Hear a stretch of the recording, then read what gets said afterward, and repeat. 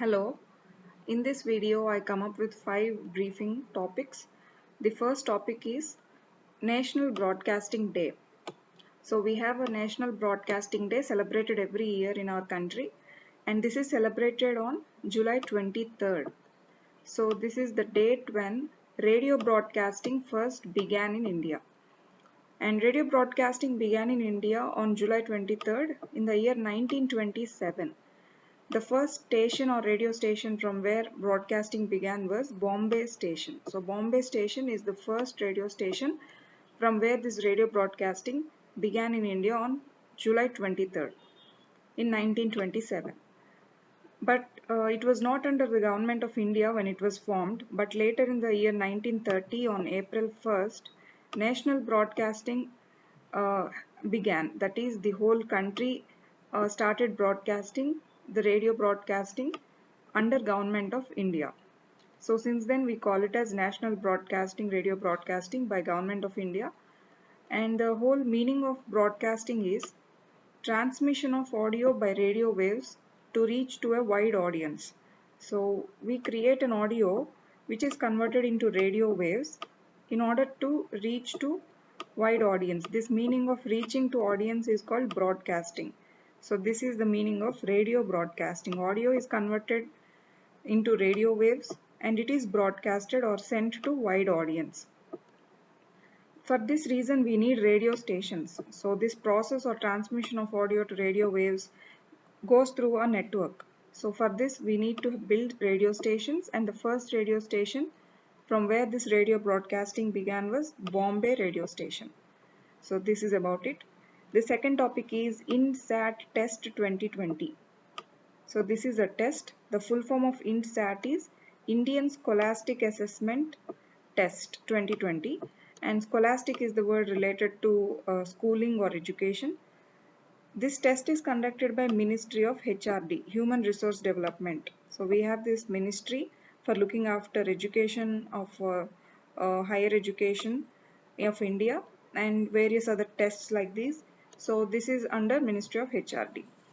And 2020 is the year where this INSAT test was first conducted. So this very year took to conducting of INSAT for the first time.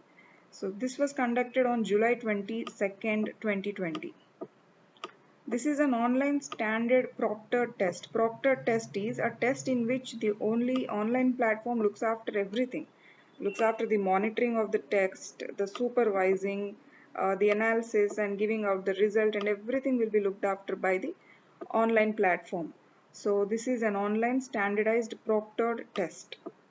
This is basically to give away scholarships to foreign students. So if any foreign student is aspiring to study in India, if he or she has applied in Indian university to get admission, he can apply for this test too in order to get scholarship.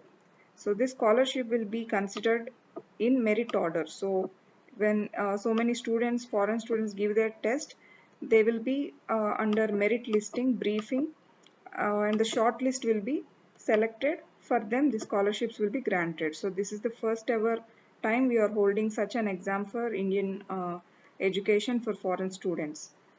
The third topic for today is MGTD-20. MGTD-20 is an engine. It's an aircraft engine. It is a gas turbine engine. This works with gas turbine technology. This is a 3D aircraft engine. So this is used in aircrafts. 3D is the first time, the first innovation we are doing it. That is a 3D aircraft engine. So this is done by Russia. So first successful testing of this engine is done, the 3D aircraft engine in the world, by Russia very recently. So Russia is now, after having taken this successful test flight, it is now going to produce these MGTD-20 engines from 2021 to 2022 year. So it has announced that it is going to prepare these engines more. This test flight is done in Kazanbash Aviation Center. So Kazanbash Aviation Center is in Russia. Kazan is the capital of Tatarstan. So Tatarstan is in Russia. So this is the place where this engine is tested through a helicopter. It was successful. So this is using 3D printing technology. The technology of this 3D aircraft engine or making of this gas turbine engine is 3D printing. So this is the technology used in this, and this is done by the Institute of Russia Foundation for Advanced Research Projects in Defense Industry. So Russia has this setup for doing these kind of inventions or innovations in research in defense, coming up with these new technologies of 3D printing in aircraft engines and all. So that is Russian Foundation for Advanced Research Projects in Defense Industry. So this is headquartered at Moscow, Russia. This is about MGTD20. The next topic is NSDC. The full form of NSDC is National Skill Development Corporation. So the heading says something that it is for skill development. It is set up on 31st July 2008. It came up with an act called Companies Act of 1956. So NSDC is not a constitutional body. It was made into an act by Companies Act under 1956 section 25. So Companies Act section 25 of 1956. It is working under Ministry of Finance. So the nodal ministry for doing this national skill development projects is Ministry of Finance. It is working under public-private partnership model. So we say this as PPP model. So public-private partnership model is a model in which public, the government, and the private, the non-governmental private agencies both take part in the development of that particular institute. So that is called public-private partnership model. So the partnership goes like this: 49% of it will be taken up by government or the public sector, and 51% of undertakings will be taken by private sector. So the government takes this 49% undertakings through a ministry called MSDE, Ministry of Skill Development and Entrepreneurship, and 51 by the private organizations. So this is about NSD. It is headquartered in New Delhi. It provides vocational training. Vocational training is a non-academic training in which the actual practical work will be taught. So that can be communication skills or interpersonal skills or hands-on workshop, any practical work through hands. So all of that, the practicality of work will be taught in vocational training centers. So NSDC goes with vocational training centers, putting them, maintaining them and all. So because this is very important, why? Because by 2022, India needs 104 million workforce. So we need huge workforce to work in India. So the estimates goes like this: 104 million workforce is needed in India by 2022. So NSDC need to do more for the coming years. The last topic for today is FIU. The full form of it is Financial Intelligence Unit. Financial Intelligence Unit, something you can derive from the heading that it is the intelligence unit for dealing with finances.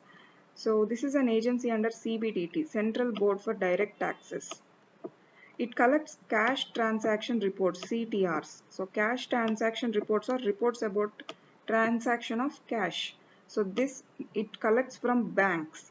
So both private and public banks have to give these CTRs to FIU, Financial Intelligence Unit. So on a monthly basis. So these reports have to be submitted on monthly basis. Every month these banks have to go to FIR and give their transaction reports, all kinds of transaction reports, money transactions. This is to check suspicious transactions. So suspicious transactions that can be for terror financing, financing of terrorists, tax evasion, though all that money that has evaded taxation, and money laundering. Money laundering is simple. It is a kind of illegal money that is transacted or that is kept into market, and it is made legal and it enters into financial system of the country. So for this reason, for changing this illegal money into legal money, this money will be sent to foreign countries. It has to change hands in so many places. So it goes to foreign countries mostly. So this is a money laundering big fraud system. So to check these systems, this FIU has come.